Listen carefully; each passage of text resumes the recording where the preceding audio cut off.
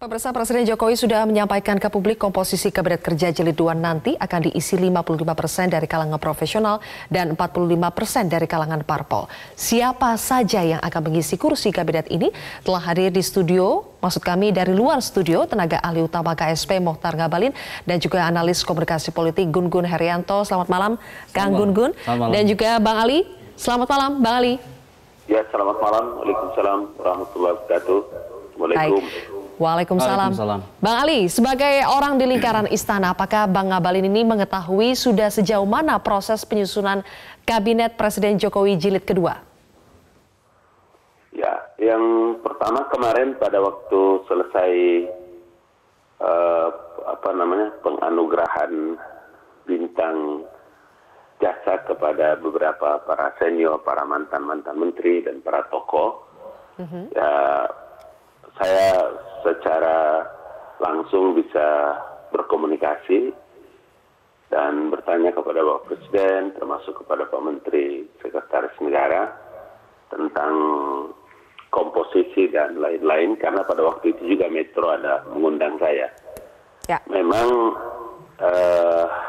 jujur harus disampaikan kepada publik bahwa seperti kita ketahui bersama bahwa ini adalah hak prerogatif Presiden, tetapi dalam beberapa kesempatan Presiden telah menyampaikan secara terbuka maupun komposisi sementara itu kan beliau pernah menyampaikan bahwa 45% dari partai politik, kemudian 55% dari kalangan profesional. Ya. Sementara komposisinya kita tahu bahwa berkali-kali beliau juga menyampaikan tentang meskipun dalam banyak kesempatan juga banyak kalangan juga menyampaikan untuk tidak mendikotomikan antara kaum milenial, kemudian incumbent para menteri dan lain-lain. Tapi Presiden telah memberikan gambaran bahwa 55% itu adalah kaum profesional. Ya. Yang suka atau tidak suka, Bapak Presiden telah punya bayangan bahwa 5 tahun akan datang itu memang tantangan kerja pemerintah harus serius, harus berani, dan benar-benar fokus, tidak saja pada teori Bang dan jangan ke konsep. Yang ingin diketahui adalah apakah nama-nama menteri dan pejabat setingkat menteri ini sudah rampung dan tinggal diumumkan saja, atau proses seleksi masih berlangsung sampai saat ini? Tidak, insya Allah tinggal diumumkan oleh Bapak Presiden. Oh, berarti sudah selesai nama-namanya, sudah rampung, sudah fix ya? 34 nama ini? Sudah fix, sudah rampung. Dan pada hari yang saya ceritakan tadi itu, beliau menyampaikan bahwa sudah kelar dan akan diumumkan secepatnya. Baik. Kapan Bang persisnya? Insya Allah sebelum tanggal 20. Apakah dalam bulan ini? Agustus ini? Itu yang mungkin kita doakan, tentu lebih cepat lebih baik ya, mudah-mudahan di Agustus, tapi bisa jadi mungkin sebelum tanggal 20 Oktober. Belum ada sinyal dari Presiden kapan akan diumumkan?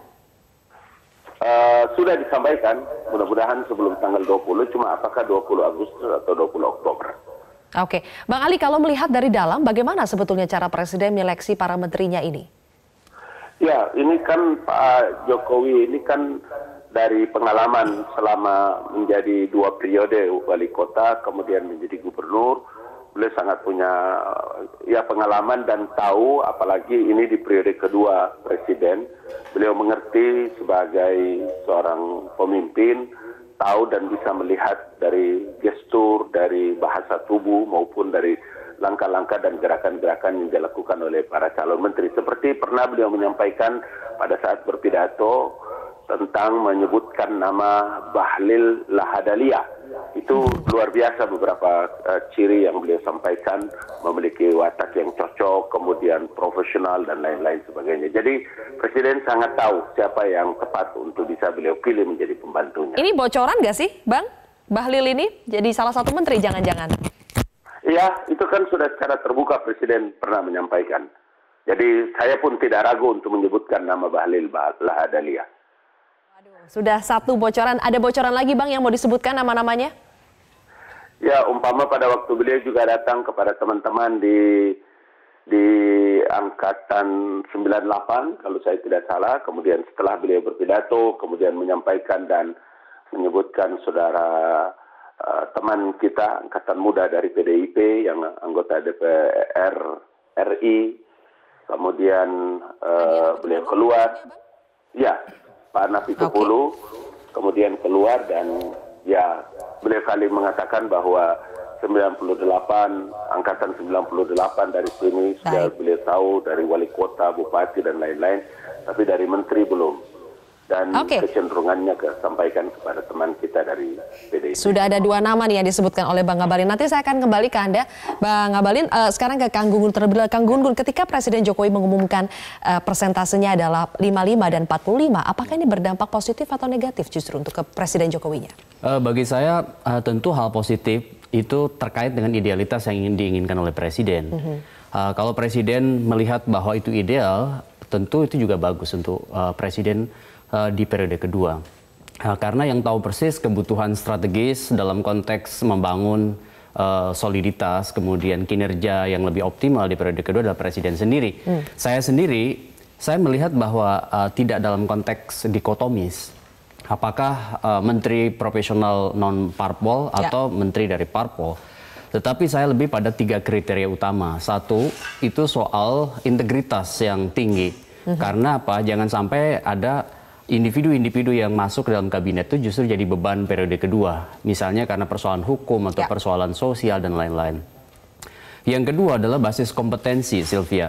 Kenapa? Karena ini kan bicara ekspektasi tinggi dengan kompleksitas persoalan yang sangat luar biasa. Harapan orang pada periode kedua ini sangat tinggi, sangat berbeda dengan pada saat periode pertama. Karena ini periode peneguhan, sehingga dibutuhkan menteri-menteri dengan kompetensi yang lebih dari memadai terkait dengan arus besar perubahan yang diinginkan oleh Presiden. Nah, yang ketiga ini bicara soal jaringan komunikasi politik lintas sektoral. Kenapa? Karena menteri itu adalah jabatan politis.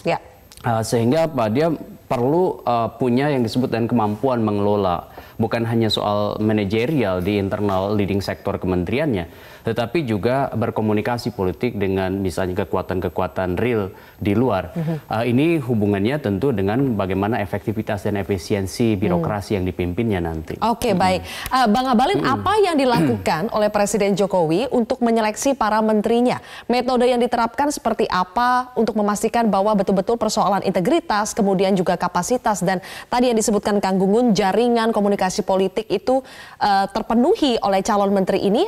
Apa yang dilakukan oleh Presiden Jokowi dan siapa tim yang dilibatkan? Tapi ditahan dulu, Bang Ngabalin, kami harus jeda terlebih dahulu. Pemirsa, Prime Time News akan kembali sesaat lagi. Baik, pemirsa, kami lanjutkan kembali Prime Time News. Saya kembali menyapa Bang Ali Mohtar Ngabalin. Bang Ngabalin? Ya, halo. Bang Ngabalin, untuk memastikan supaya para menteri Jokowi di Kabinet Jilid kedua ini betul-betul berintegritas, berkapasitas, memiliki jaringan komunikasi yang baik, apa sih metode seleksi yang dilakukan oleh Presiden? Siapa tim yang membantu Presiden untuk menyeleksi para menterinya ini? Ya, saya ingin mengatakan bahwa selain memang Presiden membicarakan bagaimana 1-2 orang yang harus membantu beliau, juga berkomunikasi dengan partai politik, koalisi, memberikan masukan, tetapi sungguh-sungguh saya ingin mengatakan bahwa Bapak Presiden sangat independen dalam menentukan siapa pembantu-pembantu yang hendak beliau angkat menjadi menteri. Itu yang pertama. Dan yang kedua, berkali-kali juga beliau menyampaikan bahwa teori diperlukan, konsep diperlukan, tapi yang lebih penting itu adalah memiliki kekuatan energi yang tinggi untuk selalu mendatangi masyarakat, datang. Dan yang ketiga yang tidak kalah penting itu adalah jangan pernah ragu untuk kehilangan jabatan, pangkat dan kedudukannya, tetapi para pembantu itu harus berani tampil ke publik, berani melakukan klarifikasi terhadap segala macam tuduhan dan kebohongan. Ya, itu beberapa kriteria yang disampaikan oleh Presiden berulang kali soal kriteria ideal menterinya. Tetapi kalau persoalannya misalnya gini, untuk menelusuri rekam jejak dari para calon menterinya ini, kita ingat pada tahun 2014 dulu Presiden melibatkan KPK misalnya atau kepolisian, PPATK untuk menelusuri rekam jejak. Bagaimana dengan kali ini, Bang Ngabalin? Ya, Presiden Joko Widodo sangat komitmen dalam penegakan hukum dan menjaga betul agar para calon pembantu atau kabinet atau menterinya ini benar-benar clear and clean dari berbagai macam tuduhan dan berbagai macam persoalan-persoalan yang terkait dengan tindak pidana korupsi. Karena dengan itu cara beliau, seperti apa, Bang? Ya, tentu sebagai seorang kepala negara dan sebagai seorang kepala pemerintahan, beliau punya jaringan, punya banyak elemen-elemen yang bisa beliau pakai untuk bisa mendeteksi seberapa jauh seseorang itu bisa diangkat dan dipilih. Saya Mbak Silvi cuma mengatakan saja bahwa mohon maaf, seperti saya itu 14 bulan untuk bisa mendeteksi apakah seorang Ali Mukhtar itu bisa masuk istana atau tidak. Apalagi ini seorang menteri. Jadi saya percaya bahwa insya Allah Presiden tidak keliru. Oke, Kang Gunggun, supaya tidak salah pilih, kita juga tidak mau kejadian misalnya pada waktu itu kita ingat ada Menteri Archandra yang hanya 20 hari menjabat menteri, kemudian ada persoalan kewarganegaraan. Kita tidak ingin hal seperti itu terjadi lagi. Apa mekanisme yang sebaiknya ditempuh oleh Presiden, atau misalnya apakah harus ada melibatkan publik untuk memberikan masukan terhadap para calon menteri? Saya pikir, saya yakin sih Pak Jokowi sudah punya matrik, namanya matrik kompetensi, matrik integritas gitu ya, yang kemudian ukuran-ukurannya betul-betul harus selektif dan ada semacam triangulasi, ada semacam cek, cross check ke ragam pihak. Tetapi muara terakhir dari proses memilih ada di Presiden. Kenapa? Karena adalah hak prerogatif itu, hak istimewa itu melekat pada Presiden sebagaimana amanat konstitusi. Jadi Sylvia, saya melihat begini, yang paling penting sebenarnya adalah kehati-hatian dari Pak Presiden di tengah tekanan. Karena momentum seperti ini adalah ujian kesejarahan bagi Presiden. Apakah mau menjadi pemimpin pengambil resiko atau ingin menyenangkan semua pihak? Contoh misalnya akan banyak tekanan soal orang, kemudian komposisi, nomenklatur, kementerian baru dan macam-macam. Yang itu harus dipikirkan bahwa ini sebenarnya orientasinya bukan hanya semata-mata dalam perspektif elit, tetapi dalam perspektif publik, dalam konteks ini adalah pro rakyat. Karena apa? Kalau skemanya selalu berada dalam jebakan demokrasi kolusif soal bagaimana menyenangkan semua pihak, itu menurut saya itu justru biasanya menjadi jebakan mental blocking membentuk pemerintahan yang efektif. Prasyaratnya dua sih menurut saya. Pertama, memang Presiden harus menjadi pengambil resiko. Kemudian yang kedua, selektif dalam konteks database masing-masing yang orang akan menjadi atau mengisi slot-slot kementerian sesuai dengan kebutuhannya. Jangan sampai misalnya hanya sekedar representasi simbolik. Misalnya representasi agama atau representasi halayak kunci, representasi alih generasi. Tidak hanya semata-mata representasi simboliknya, tetapi hal substansial, fundamentalnya adalah dia mampu dan mau bekerja sesuai dengan arus besar perubahan yang diinginkan oleh Presiden. Begitu. Sekarang kita belum bisa ini mengukur sebetulnya apakah menteri pilihan Presiden itu ideal atau tidak, karena nama-namanya belum dibuka. Tetapi kalau dari komposisinya saja, Kang, 55-45, apakah ini cukup memperlihatkan bahwa Presiden betul-betul menggunakan hak prerogatifnya tanpa intervensi, tanpa tekanan dari pihak manapun? Nah, ketika itu disebutkan oleh Presiden dan dinyatakan kepada publik, tentu Presiden harusnya tidak asal kan. Ketika bisa bicara 55-45, ada konsekuensi berikutnya, yaitu apakah itu dipenuhi atau tidak. Bagi saya sih itu sekali lagi sepenuhnya adalah kewenangan Presiden. Dan hak itu melekat pada Presiden. Sehingga ketika bisa bicara 55-45, yang paling penting sekarang bukan soal persentase 55-45-nya, tetapi siapa orang yang mengisi persentase itu. Kan sebenarnya itu. Contoh misalnya, apakah dia merepresentasikan alih generasi, misalnya dia muda di bawah 30 tahun, tetapi kemudian kalau hanya baru belajar bekerja, itu juga akan menjadi masalah. Dia muda tetapi merepresentasikan misalnya pekerja keras, sekaligus chemistry yang terbangun dengan Presiden dan punya orientasi perubahan. Salah satunya misalnya mengadaptasi ragam dinamika perubahan yang memang dibutuhkan, itu ada di anak-anak muda, dan bisa menjadi eksekutor yang kuat, cepat, dan tentu bagaimanapun penting nih, bukan hanya cepat tetapi juga kuat dia. Karena apa? Memimpin birokrasi pemerintahan itu memimpin eselon 1, 2, dan di bawahnya. Sehingga kalau tidak, itu bisa tersesat di rimba birokrasi yang begitu kompleks. Orang yang punya pengalaman pun kerap kali kemudian terjebak dalam Mobius strip ya, pita Mobius birokrasi yang begitu kompleks itu, yang tidak jelas akhirnya di mana. Memang sebaiknya Kang Gunggun karena waktu singkat ini diumumkannya sesegera mungkin atau mendekati tanggal 20 pas pelantikan.